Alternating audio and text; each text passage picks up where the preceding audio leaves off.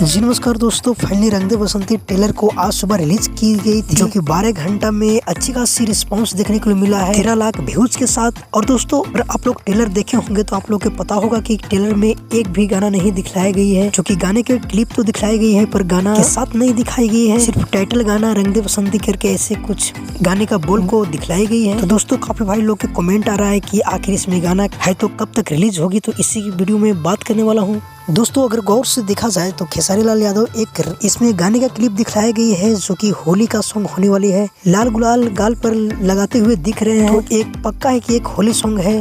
तो अगर बात किया जाए रिलीज के बारे में तो बहुत ही जल्द आप लोग के बीच रिलीज किया जाएगा, क्योंकि आप लोग को पता है कि कुछ हफ्ते बाद होली है, तो होली का पहले सॉन्ग रिलीज किया जाएगा। तो आप लोग वेट कीजिए, एक सप्ताह के बीच आप लोग के बीच आना स्टार्ट हो जाएगा रंग दे बसंती का सॉन्ग। और शायद आप लोग को पता ही होगा कि 22 मार्च से आपको नजदीकी सिनेमा घरों में चलाया जाएगा। और दोस्तों साथ ही बता दो कि प्रमोद प्रेमी की एक बहुत ही बेहतरीन सॉन्ग आ रहा है, जिस गाने का टाइटल है होली में झकोरा मारे झूलने। तो एक बार जाकर जरूर सुन लीजिएगा। तो फिलहाल के लिए यही अपडेट था, मिलते किसी अपडेट के साथ, जब तक के लिए जय हिंद जय भोजपुरी।